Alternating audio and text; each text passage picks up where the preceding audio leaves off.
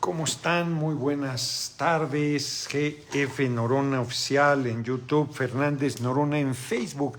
Acabamos de terminar la sesión de hoy que pintaba para no alargarse tanto, pero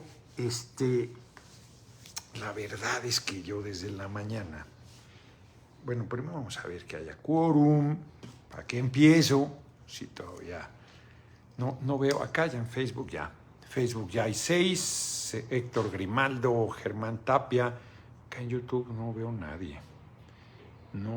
a nadie, ahí está ya un like, ya tenemos quórum, Juan Carlos Hernández Celi, saludos, pues ya está.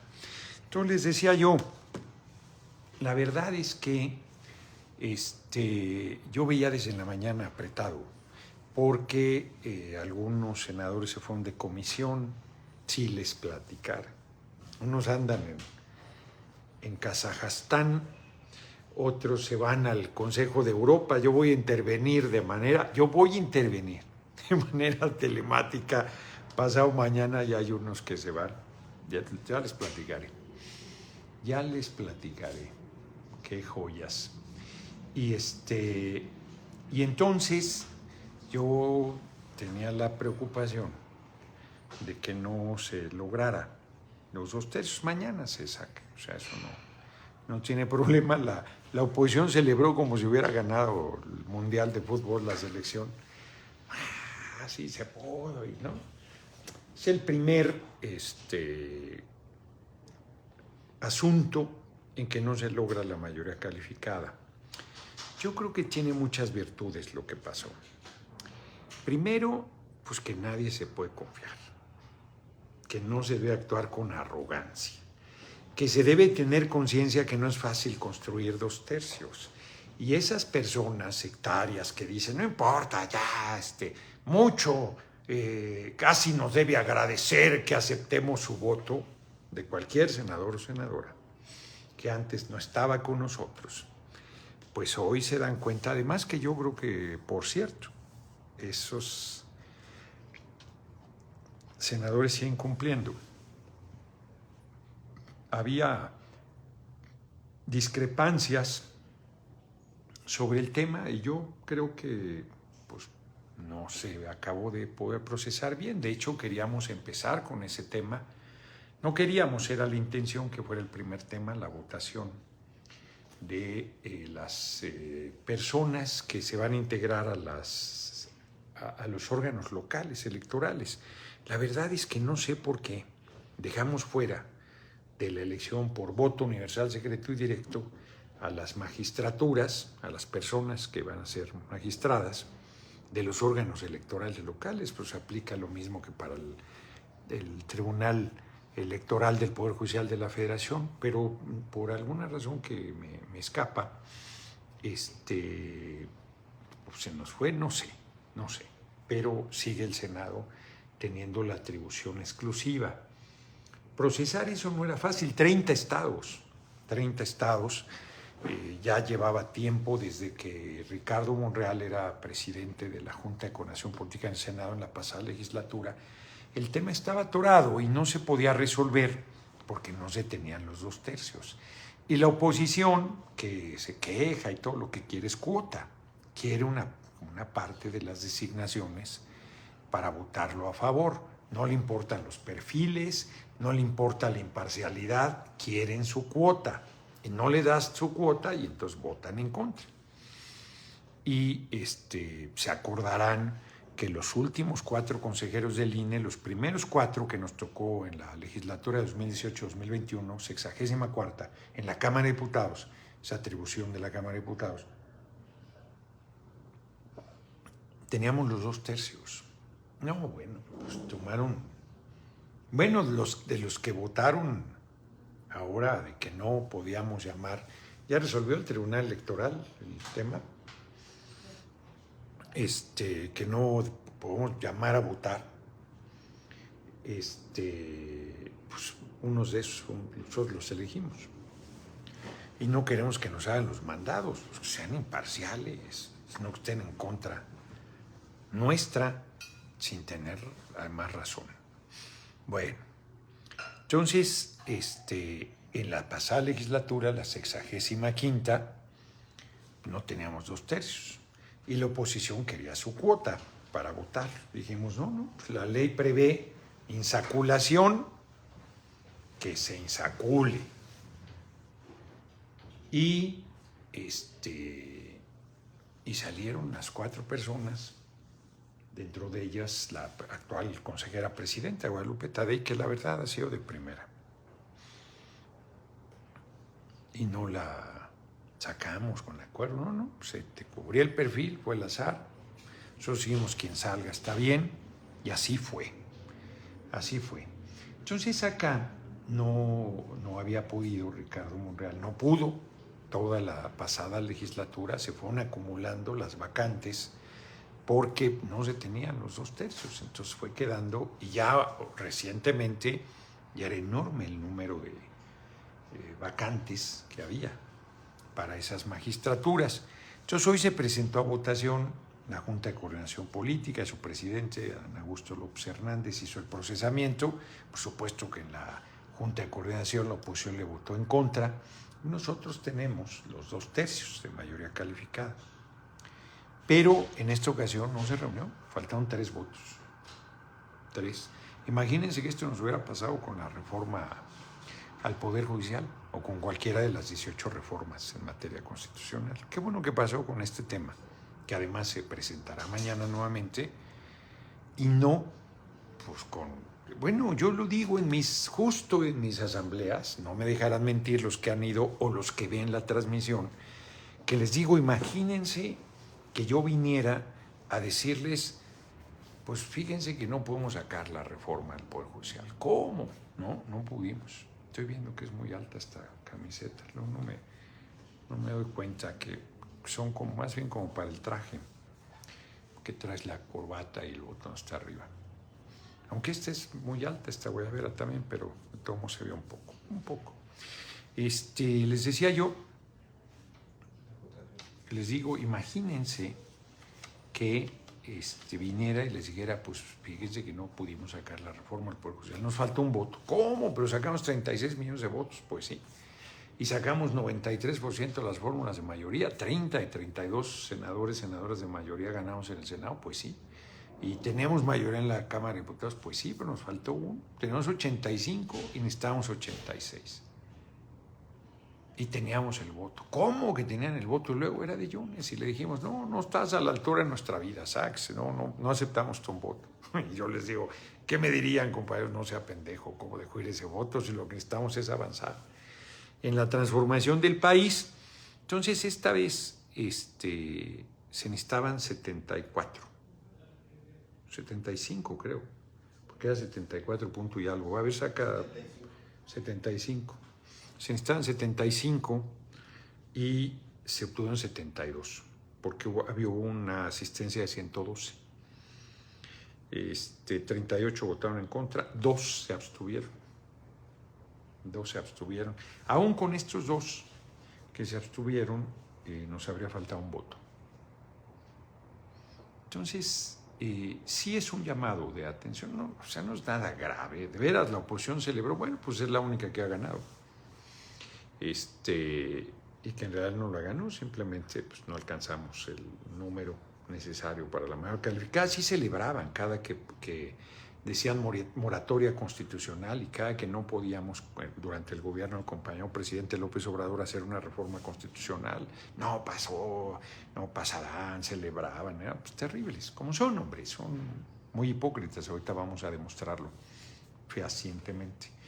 Y entonces no era el tema, pero como acaba de pasar y los medios le van a dar mucha cuerda, no hay nada de qué preocuparse. Yo ya firmé ahorita que regreso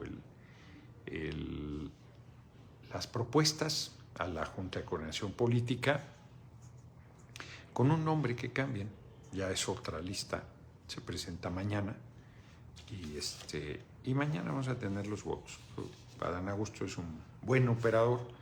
Hoy pues tuvo que apechugar y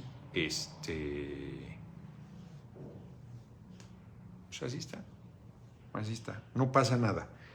Pero sí insisto,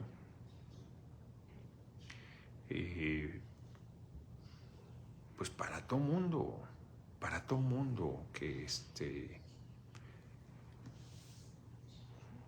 piensan que ya está y que no hay nada que preocuparse y que no hay que subestimar a la oposición.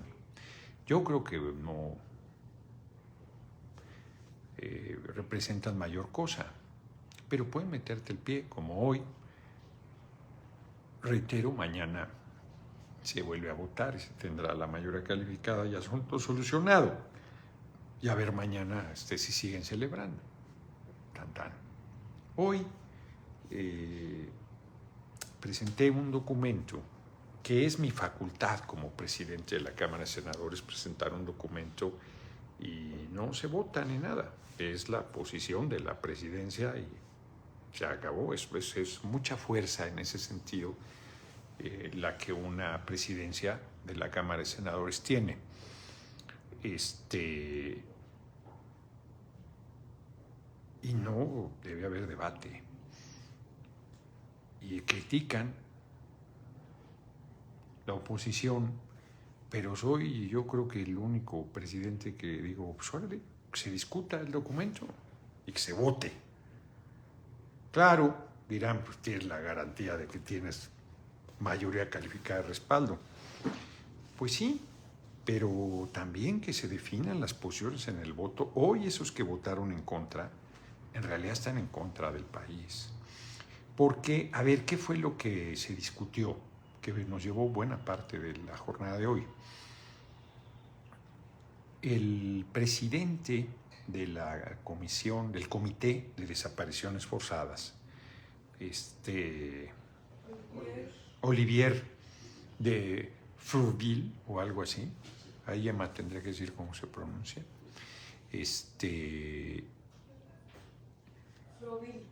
Frouville o algo así. Ayer o antier, ya ni sé, no, el 20 y algo, terminó sus sesiones en Ginebra del comité, que es un órgano colegiado, no es de una persona. Y él, Olivier, funcionario de la ONU, puede en lo personal opinar lo que quiera, pues faltaba más, es su derecho. Pero como presidente del Comité de Desapariciones Forzadas no puede opinar lo que quiera. Y lo que hizo es gravísimo, porque como aquí, como en la Cámara, tú enlistas los temas que se van a tratar. No hay sorpresa. Puede entrar un punto que no estaba enlistado, sí se puede, y se vota, en este caso por el Pleno, y se incorpora a la orden del día.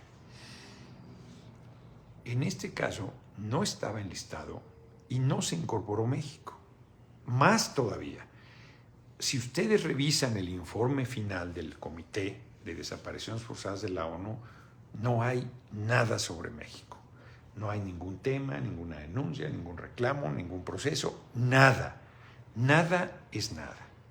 Y este funcionario, así, se sacó de la manga, a la hora que está haciendo su intervención final, expresa de manera muy irresponsable, porque la desaparición forzada, la senadora Claudia Anaya leyó la definición, tiene que ser el Estado, tiene que ser una autoridad la que participa, ya sea como autoridad o como una política pública de represión para desaparecer una persona, o que está en connivencia con quien hace la desaparición, no siendo, pues, por ejemplo, esas paramilitares, como los halcones que usaron para reprimir el 10 de junio del 71, que eran, inclusive en algunos casos militares de civil, que participaron y asesinaron gente.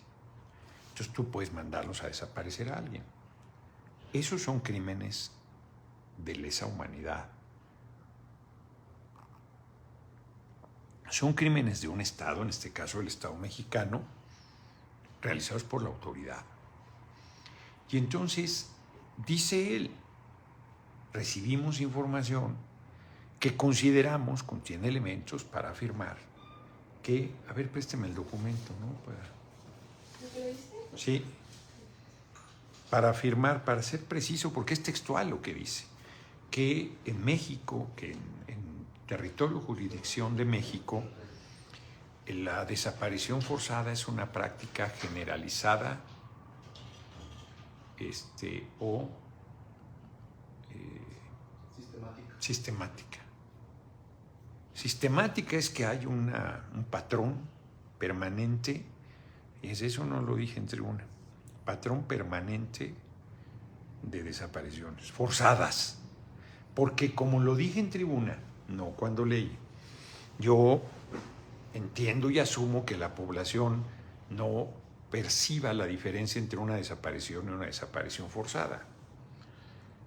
Si te desaparece un familiar tuyo, que se dan casos, o un particular, o un grupo criminal, esa es una desaparición. Es un hecho muy grave, el dolor para los familiares es tremendo.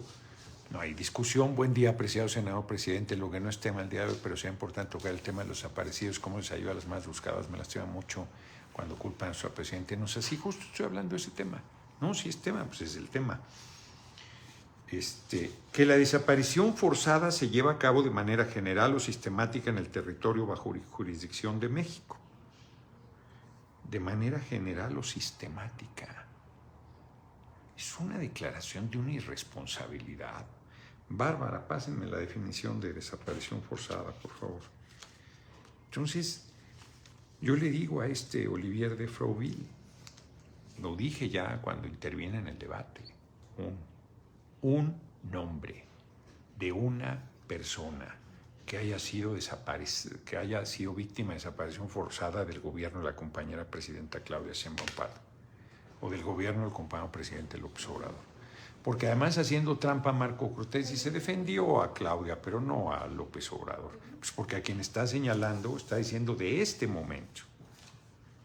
Está diciendo, dice él, que han recibido información que a su parecer es fundada respecto a, entre comillas, es lo que dijo textual, que la desaparición forzada se lleva a cabo de manera general o sistemática en el territorio bajo jurisdicción de México.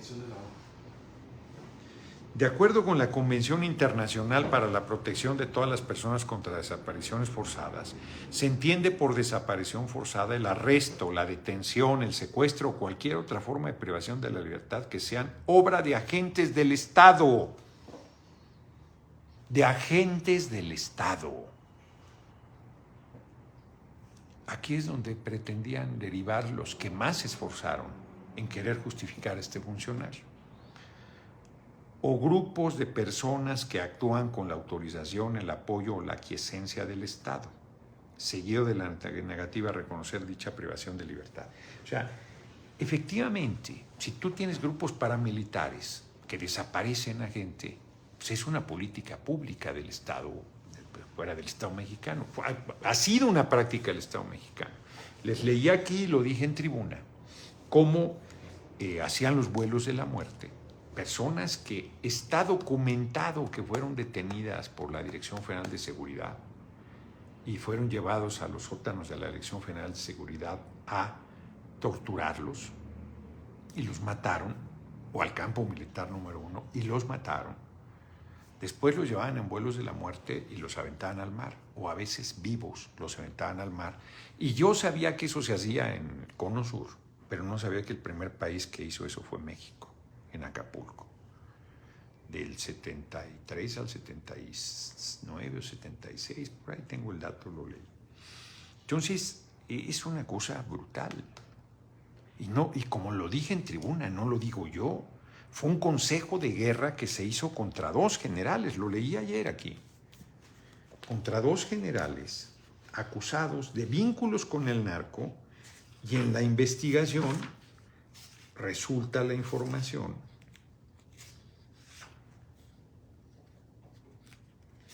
de que aquí está. No,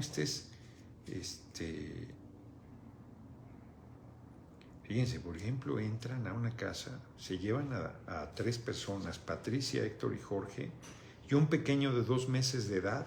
A la fecha se desconoce su paradero. Esa es una desaparición forzada, porque eran estos grupos de la Dirección Federal de Seguridad quienes detenían y torturaban. Les comenté ayer el caso de María Trinidad, que estaba embarazada y igual la torturaron.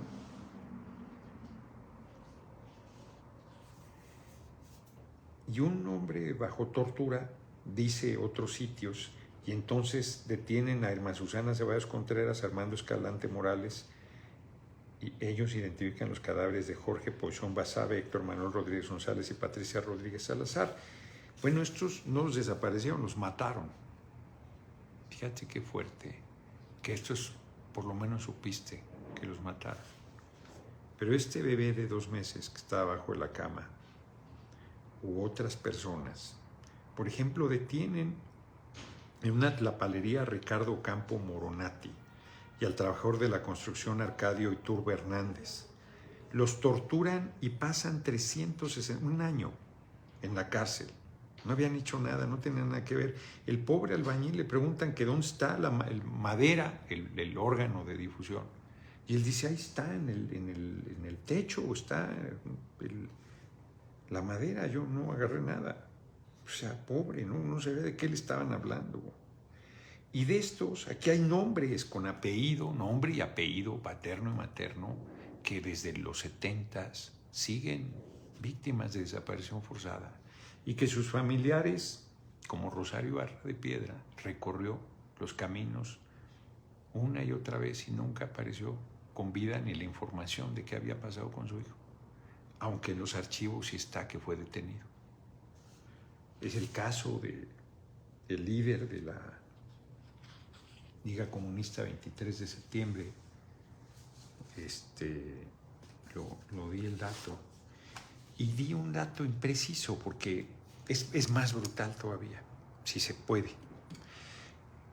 De la comunidad del Quemado, llevan a 91 varones de 13 años hasta adultos mayores a la cancha de básquetbol y de ahí toman a 5, un niño de 13 años, y los fusilan, 5, ahí.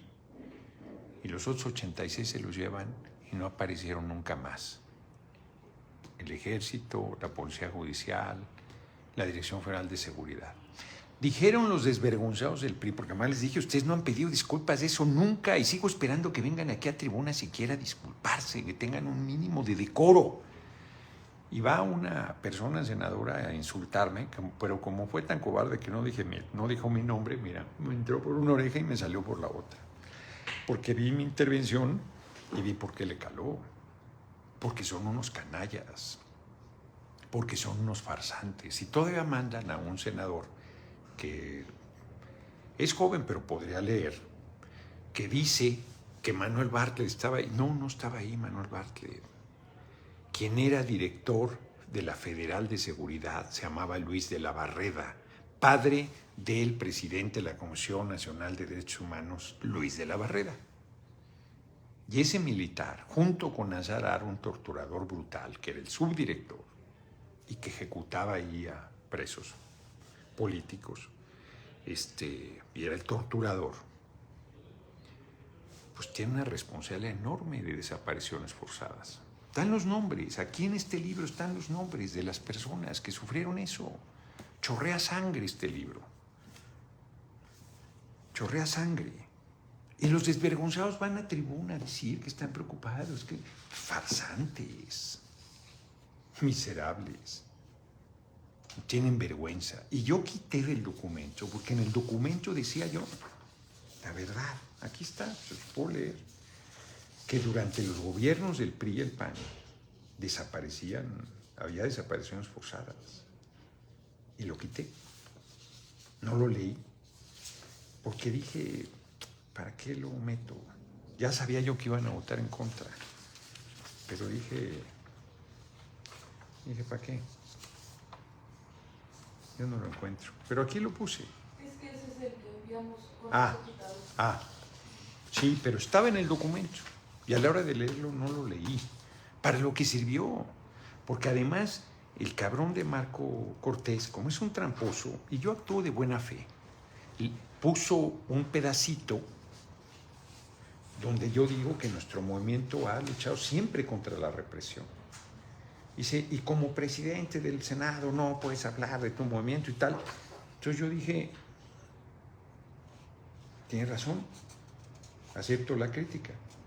Pero luego vi en qué contexto está. El gobierno que encabeza la jefa del Estado no realiza la aberrante e inhumana práctica de la desaparición forzada. Nuestro movimiento ha luchado siempre contra la represión que desde el Estado mexicano llevaron a cabo gobiernos anteriores.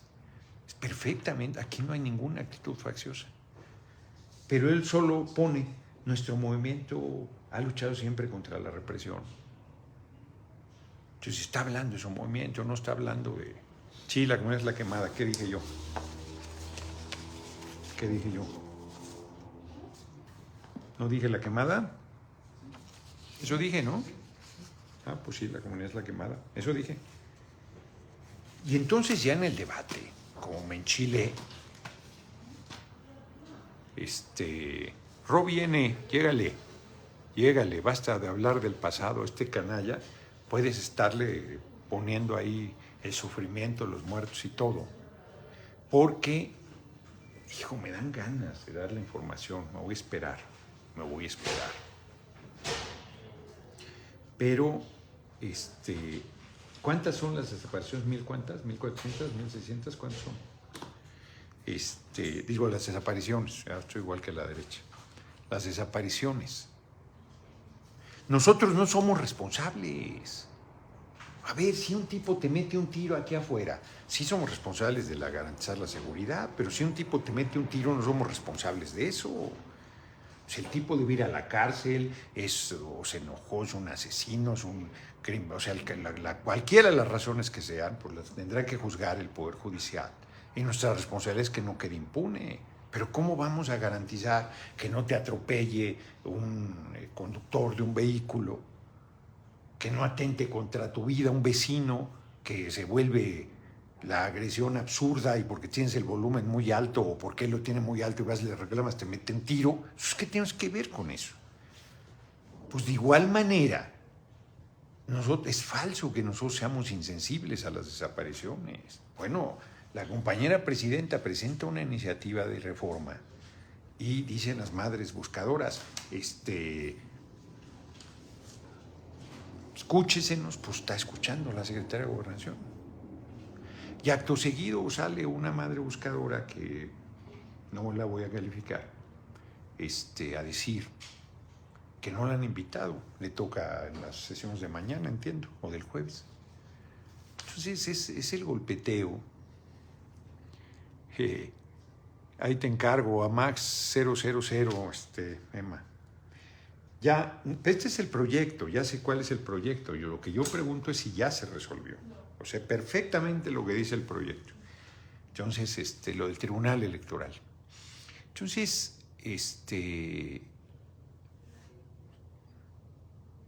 bueno, la mujer que llega a meter de tiros y que muchos aquí han celebrado, a 2 personas que dice que le invadieron, ellos decían que les rentaba. ¿Nosotros somos responsables de eso? Por favor.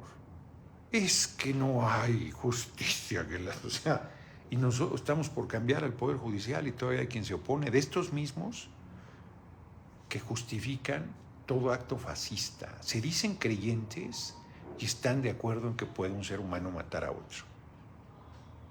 Sí lo comprenden, Mario Buendía, lo comprenden perfectamente. Sobre todo las senadoras y senadores aquí, por eso se los dije. No, bueno, hubo una persona senadora que me dio pena ajena que con su trayectoria supiera decir lo que dijo. Haciéndose que no entendía, es una persona que ha luchado contra esas cosas y se sube a decir que una desaparición es una desaparición forzada. No, es de una falta de rigor intelectual, de una falta de decencia básica. Por eso yo le dije a este hombre, a Olivier de Froby, presentó un caso, un nombre de una persona que ha sido desaparecida por el gobierno de la compañera presidenta, Claudia Sheinbaum. Uno. Le dije ahí a la oposición, me hubieran tomado la palabra, les dije, presenten un nombre, canallas. Uno. Si hay 1,600 casos, no era mucho pedirles un nombre, ¿verdad?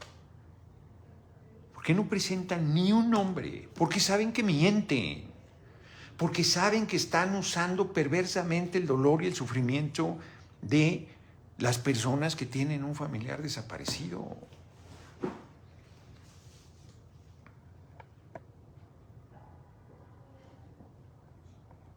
Entonces, y este tipo es el presidente del Comité de Desapariciones Forzadas de la ONU. Y se atreve a declarar que hay desapariciones forzadas. ¿Saben que no hay ningún procedimiento contra México? ¿Saben que él dice que va a pedir información y ni siquiera tiene derecho a eso porque debe ser una decisión colegiada del comité? ¿Saben que se prestó al golpeteo que viene desde lo de... pues desde más atrás? Que con el rancho de Teuchitlán ha tenido un mayor impacto, pero que va en la misma línea de decir que estamos vinculados al narco, que estamos vinculados al crimen organizado, que somos cómplices de esa práctica monstruosa de desaparecer a la gente. O peor, que nosotros somos los que los desaparecemos, desde las responsabilidades de gobierno. Rafael Gómez, este tema es súper delicado, muy delicado, y en cambio le estamos dando armas a la derecha con temas como, no voy a decir qué dice, pero ya hoy la compañera presidenta planteó pues, que debe haber reglas para que... Entonces, la verdad es que no, es un tema súper sensible y terrible y trágico, una herida abierta. Pues eso no se discute. Yo no voy a responder a ninguna madre buscadora, por más que tenga argumentos para responder, no voy a responder nada. Se han tergiversado lo que digo. Son muy canallas. Muy canallas. Entonces, pero en el debate con estos, olvídate, ya parece que yo les iba a nombres y estaba yo calientito. Estoy oyendo cómo son de perversos. Bueno, son el líder de la fracción del PRI, el senador de Guerrero. Él conoce perfectamente las atrocidades que los gobiernos del PRI, locales y federal de Echeverría, cometieron sobre el pueblo de Guerrero. Arrasaron comunidades. Torturaron a lo chacal. Desaparecieron gente por sospechar que apoyaban a Lucio Cabañas.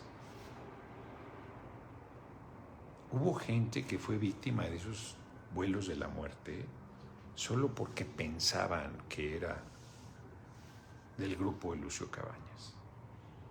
Ni siquiera guerrillero, sino que lo apoyaban, que le daban comida, que le avisaban. Bueno, fueron tan canallas de ir sobre la familia de Lucio Cabañas, sobre la mamá, sobre su pareja que tenía una bebita de 2 meses. Les dije, eso no, pues es que hay mucho por decir. De un pie, del pie izquierdo, la tomó a Costa Chaparro y le puso la pistola en la cabeza a una bebita de 2 meses. Y siguieron torturándolos y lo tuvieron más de 1 año en prisión, ya asesinado Lucio Cabañas. Esos son estos que están hablando ahí. Marco Cortés, el PAN del cabeza hueca de Fox y del usurpador de Calderón.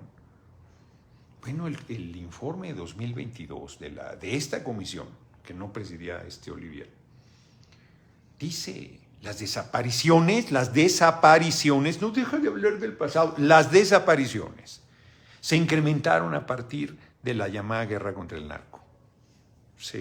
Exponencialmente. No, a ver, prenden fuego. No te preocupes de quién prendió el fuego, apágalo.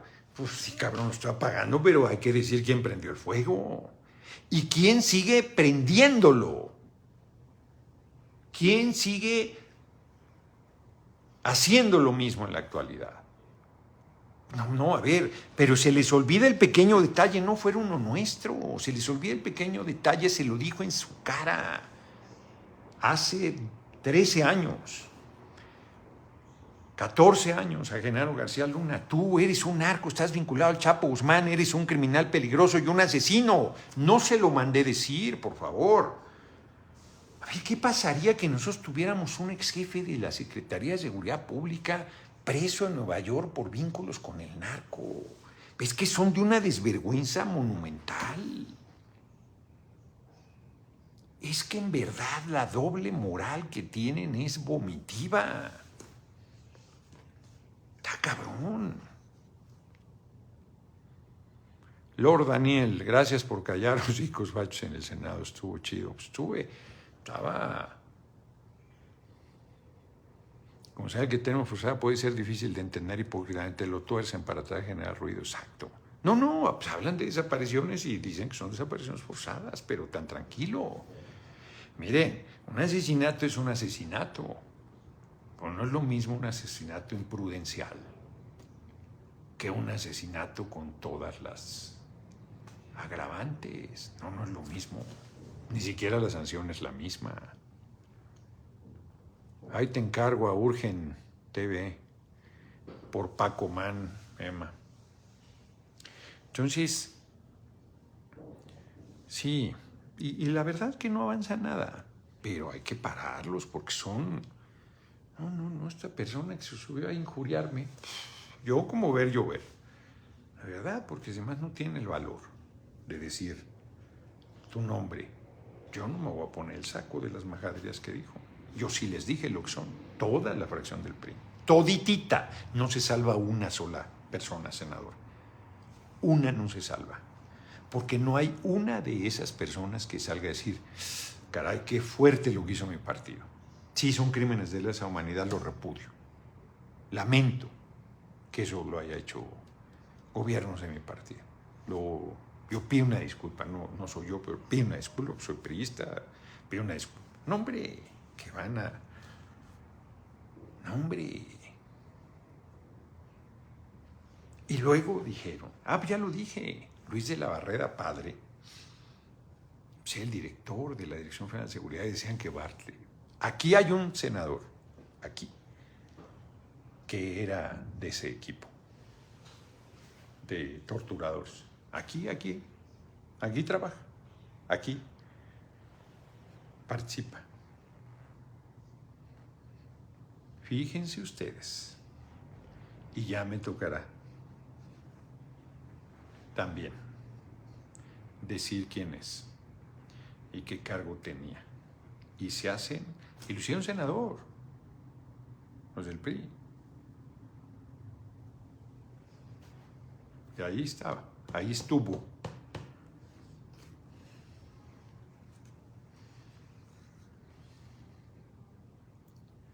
Panzón, señor Noroña, no se enoje, no, nomás me apasiono. Saludos desde Phoenix, escuchando con mi amigo Big Boy. Era secretario particulero de un funcionario de alto pedorraje que tuvo que ver con todas esas cosas. Terrible. A ver, yo estoy trabajando con alguien y me entero que están haciendo asesinatos, torturas, desapariciones. No, yo, nada. Pinten su raya, yo paso sin ver. Fíjense, yo entré a trabajar a la Secretaría de Gobernación saliendo de la universidad. Los maestros de la UAM, yo hice una buena tesis, me ofrecieron, era un mamotreto de 400 páginas, entonces me ofrecieron que si la revisaba, la rehacía, la reducía, me la publicaban. Yo quería quemar la pinche tesis, estaba harto de la tesis. Me echó un año junto con María Eugenia Valderas Bello, mi compañera, hicimos juntos esa tesis. Pues, paso sin ver. Nos hubiera no existe, es un tiempo pendejo, ya lo he dicho, pero a lo mejor hubiera acabado yo de académico en la UAM. Y no quise, no sacarse paso sin ver. Y yo tenía un trabajo a toda madre, como ejecutor fiscal del Seguro Social, allá en Tlalnepantla, en Valle Ceilán. ¿Cómo se llama el dirigente de la Liga Comunista 23 de septiembre? El líder. González Obregón, no, ese es el escritor. Salas Obregón. Ignacio Salas Obregón. A él lo detienen, lo balean, lo llevan al hospital y se dan cuenta 2 días después de quién es. No volvió a saberse de él. Desde ahí di la fecha hoy, abril, si mal no recuerdo, del 74. Ahí en Valle Ceilán. Pues ahí había una oficina de cobranza. del Instituto Mexicano de Seguro Social. 25 de abril. Y nos contrataron a gente nueva para hacer la tarea de cobranza. Y la verdad es que a mí me gustaba el trabajo porque te organizabas, tenías que notificar a 10, creo, o 5. Tenías que notificar un montón porque tenías que notificar un día antes.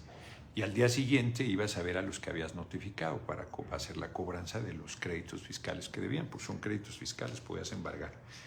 Y me gustaba mucho el trabajo, era en la calle, era en Tlalnepantla, en toda la zona fabril, que era importantísima. Estoy hablándoles del 83. Y yo estaba muy bien y ganaba bien, y estaba bien. Nos hicieron de nuestro sueldo pagar el IVA y ese IVA deberían dárnoslo ellos. Se pasaban de listos, la verdad.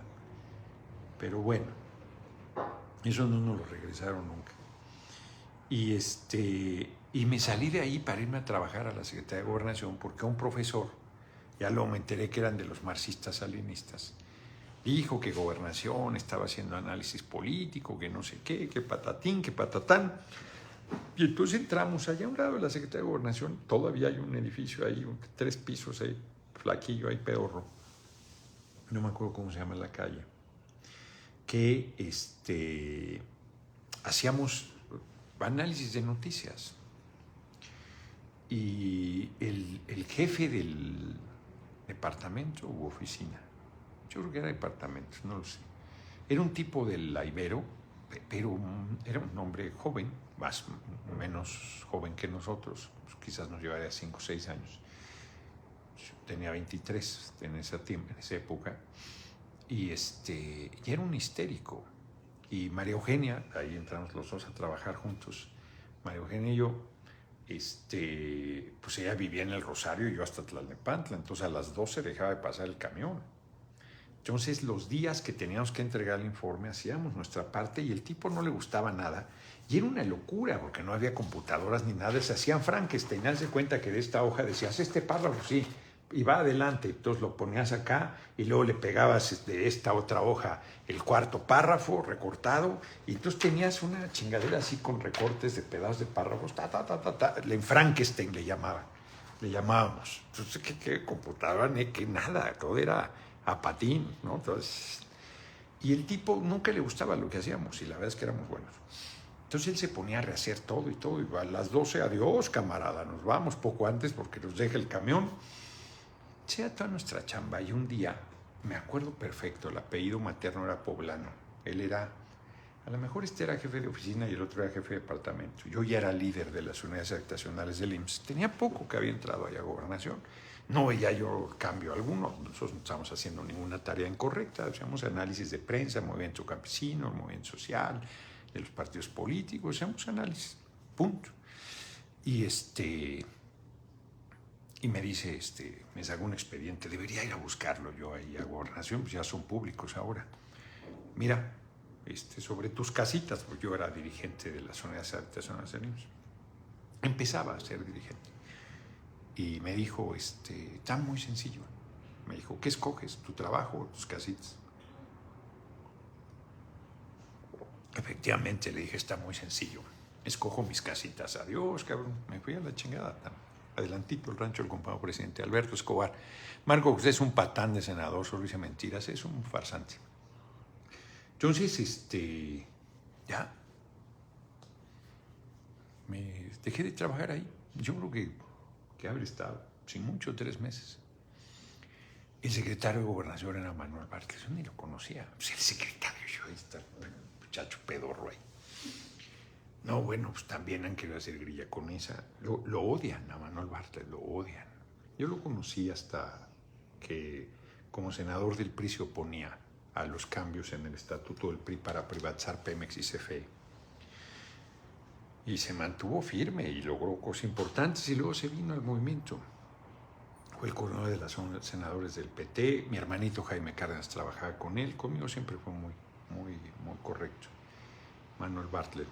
Yo le tengo estima y ya sé que y tiene que hacer cargo de su trayectoria también, pero lo que dice, bueno, digo, el fraude de 88, que lo dije, es que el fraude no se haga, lo validó el Diego Fernández Ceballos con sus diputados del PAN, junto con los del PRI, porque ese era el colegio electoral, no se hagan, se les olvida el pequeño detalle. Bartlett le ganó a Lozano, al canalla, al subnormal de Lozano Alarcón, una demanda por daño civil porque él sostenía estas mentiras y se la ganó, porque es mentira. Pero dicen con una ligereza, entonces ahora ya estaban diciendo que Bartlett había estado ahí. Para nada. Bartlett fue secretario de Gobernación con De la Madrid y luego secretario de Educación con Salinas. Francisco Beltrán, saludos Noroña, un fuerte abrazo, muy bien en Senado, ni un paso atrás. Sí, yo vi la intervención, sí está fuertecita, la verdad.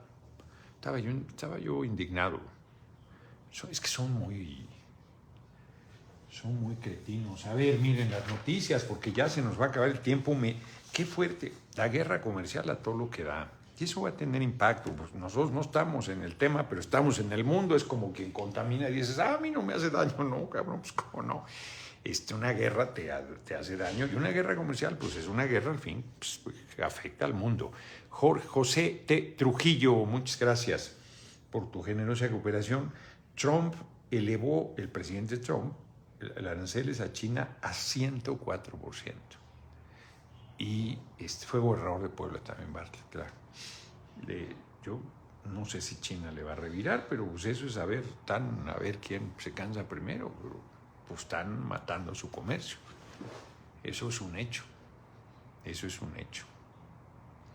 No, pero no era Marco Cortés, ¿eh? No, a ver, los que estaban interviniendo. A ver, hay una persona que intervino, es que tiene una trayectoria de izquierda, como para no decir barbaridades, y las dijo. Carlos Sepúlveda, Epifanio Avilés Rojas, primer víctima de desaparición forzada documentada en México. ¿Qué tal? Ese nombre no sé si lo he visto aquí, porque al principio no subrayaba yo, pero todos los nombres que están aquí, pues deberían ser recordados. Son jóvenes que pagaron con su vida la lucha por la transformación. Julio Hirschfeld es el que secuestraron. A Carlos Lorence, Luis Iturralde, Francisco Uranga, Francisca Calva, Margarita Muñoz, Lourdes Uranga. Pues no recuerdo, creo que a todos ellos los mataron. Entonces, pero acá en la parte que tengo subrayada, aquí sí está clarísimo. Pues los nombres que vea son gente que, luego de ser detenidos, Héctor Lucero y Gilberto Flores fueron transportados hasta una cabaña donde habían enterrado el dinero, un acto de locura. Había presentado darse a la fuga y lo mataron, le aplicaron la ley fuga. La tercera ejecución despierta la indignación popular, porque el cabrón de Óscar Flores Sánchez, por ejemplo, en los asaltos a los bancos en Chihuahua, mataba a todos los que no eran de Chihuahua.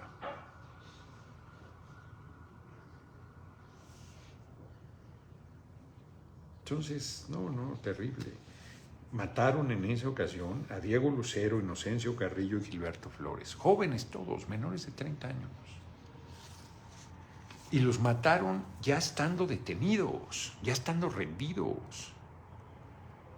A veces asaltaban lo que llamaban las casas de seguridad, que eran casas donde ellos se resguardaban y resguardaban las armas que tenían.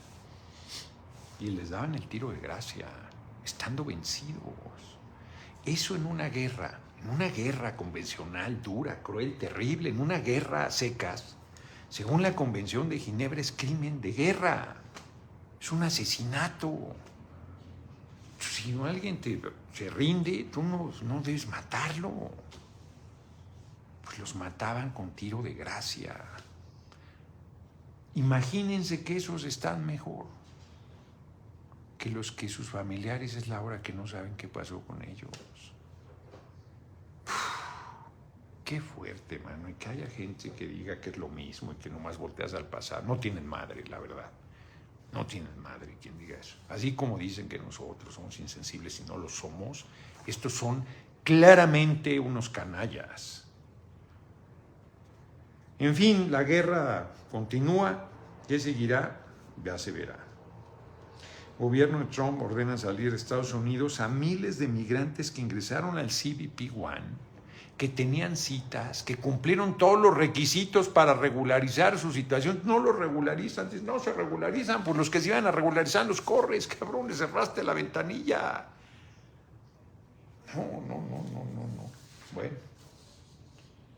Y México exige justicia en el caso del consulado de San Diego por la muerte de Kevin García, de 19 años, originario de Acapulco, quien el pasado 4 de abril le metieron 3 tiros la policía de San Diego, porque pensó que iba armado, pero aunque fuera armado, ¿eso qué? Pues si no estaba amenazándolos ni nada, y era una pistola de aire comprimido, seguramente de su trabajo.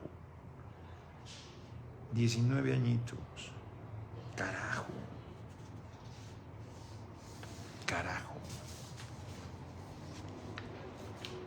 No, pero bueno, los 15 médicos palestinos que fueron asesinados por el ejército israelí y iban a ser víctimas de desaparición forzada porque los enterraron y no se hubiera sabido nada de ellos. Encontraron los cadáveres y por eso no son víctimas de desaparición forzada. Qué fuerte, mano. De verdad, qué fuerte. ¿Cómo no se va uno a indignar frente a estas cosas? Frívola aseveración, le dije a Olivier. De Froiville lo reté, desde la tribuna de la Cámara de Senadores lo reté a que dé el nombre de una persona víctima de desaparición forzada de nuestro gobierno. Fuerte. ¿Qué día es hoy? 8 de abril. Un día como hoy de 1811 tiene lugar la conspiración de 1811 encabezada por Mariana Rodríguez del Toro, quien al enterarse de la captura de Miguel Hidalgo planeó y convocó al secuestro del virrey con la intención de negociar la libertad insurgente. La prendieron por 9 años. Fíjate este capítulo de la historia, yo no lo conocía. Larga vida Mariana Rodríguez del Toro. 1914 nace en Álamos, bellísimo pueblo de Sonora, que fue capital de Sonora, bellísimo. María Félix Güereña, una de las grandes figuras de la época de oro del cine mexicano, murió también un día como hoy, pero en 2002. O sea, sí que tenía 88 años cuando murió.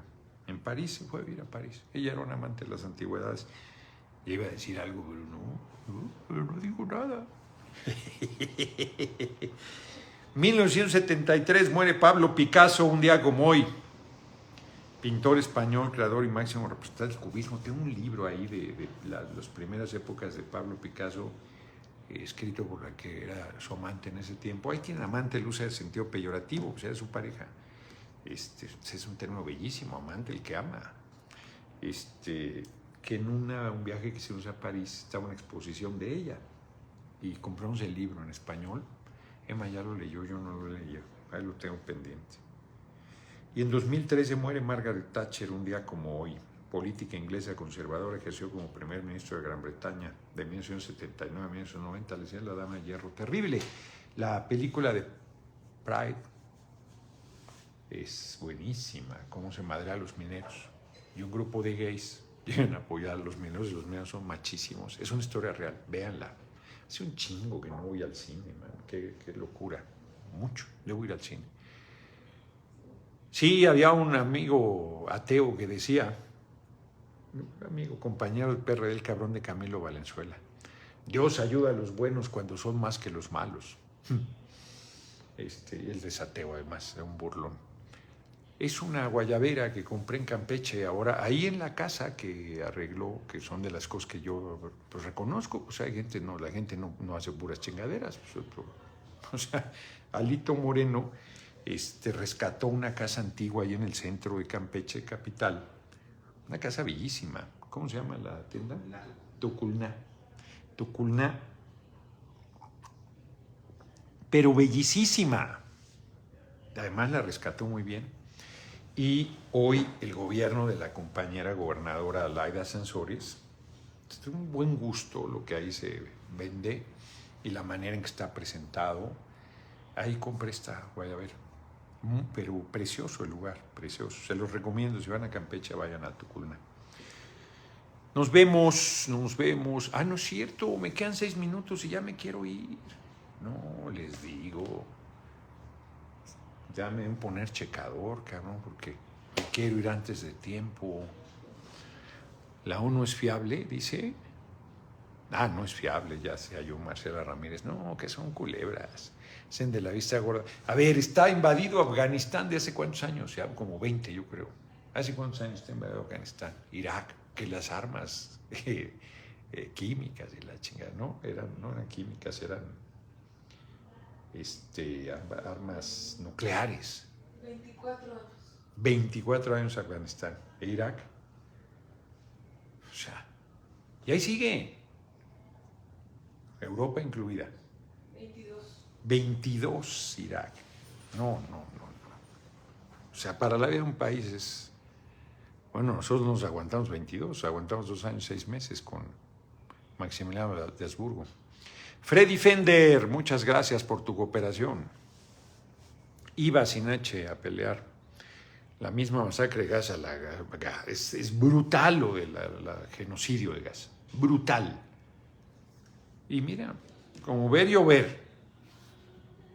No, si a mí no se me olvida, no fue el Consejo de Europa, fue el Parlamento Europeo cuando íbamos a aprobar la reforma. Aprobamos, no pudimos aprobar la reforma constitucional en materia eléctrica, no tuvimos los votos, pero aprobamos la ley secundaria, que estaban preocupados de la seguridad de los periodistas y la chingada y no sé qué, y no pasó la reforma, la echó atrás la Corte y se les acabó la preocupación de la integridad de los periodistas con el gobierno del compañero presidente López Obrador. Son unos farsantes. Pues no ha resuelto el pinche tribunal, que no es pinche, ¿qué hacemos? Mañana. Pues miren, no voy a decir nada. Solo voy a decir que un ciudadano es un folder. 1 de junio, elección del Poder Judicial del Pueblo. Esto no te cuesta nada. ¿Cuánto cuesta un folder? Este es reciclado. Sí, este es reciclado, pero ¿cuánto cuesta? Somos 3 pesos. El marcador, si andan muy austeros, lo hacen de un solo color. Y lo pegas en tu ventana. ¿Cuánto costará el pinche Durex? Aquí la tela adhesiva para poner. 4, 6, pongamos. 8. Damos dispendiosos hoy. 8 pedacitos de 2 aquí, 2 acá y los 4 de las esquinas. Y ya tienes ahí en tu ventana convocatoria para participar a la elección del 1 de junio. No estás llamando a votar por nadie, estás llamando a que la gente vote. Tan tan. Qué fácil. Esos que andan y haz esto, y haz lo otro, pues hagan su cartulina, su folder, peguen en la ventana de su casa. Que tienes familiares paniaguados, pues péganlo en la ventana que a ti te toca. Asunto resuelto.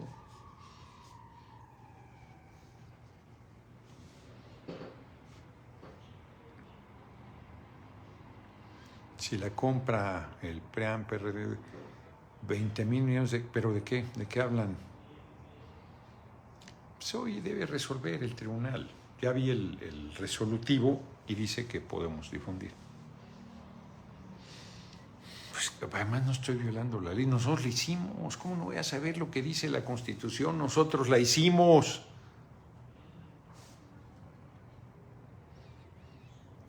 No, hombre, pues ¿cuál captura de pantalla? Nomás dice, está re fácil. 1 de junio, elección del Poder Judicial del Pueblo. Ni siquiera está llamando a votar. Ni siquiera está llamando a votar, fíjense. O sea que hoy, aunque sigue todavía el resolutivo del INE, yo no estoy cometiendo ninguna cosa ilegal con esto. Lo único que dice es 1 de junio, elección del Poder Judicial del Pueblo. Ni siquiera estoy diciendo voten, participen, nada. Solo estoy recordando cuándo es la elección. Si el Tribunal Electoral no modificara, poner una cartulina como esta en mi casa, yo no estaría haciendo ninguna conducta ilícita, porque no estoy llamando a votar. Solo estoy recordando cuándo es la elección. Fíjense. Sí, claro que el INE también necesita. Pues nos quedan 9 segundos, ahí nos vemos. ¿Por qué se ve al revés? Pues por el efecto, como el espejo, cuando te ves en el espejo, güey. Este es mi ojo derecho, pero tú me ves ahí como el izquierdo. Este es mi ojo izquierdo, pero tú lo ves como derecho. Y a ti ya iba a ser una, pero no lo haré. Estoy muy bien portado hoy. Así es que ahí nos vemos, cocodrilos. Nos vemos mañana. Mañana a las 6 de la tarde, mañana hay sesión. Yo me iba a ir a Tamaulipas, pero viene el gobernador de Hidalgo a firmar un convenio. Yo soy el representante jurídico de la Cámara de Senadores. Entonces, no está al revés, güey. O sea, lo tendría que poner al revés, tendría que poner esto así, que se viera así como está aquí para que tú la veas bien. Así tú la verías bien. Aquí está al revés, pero tú la ves al derecho.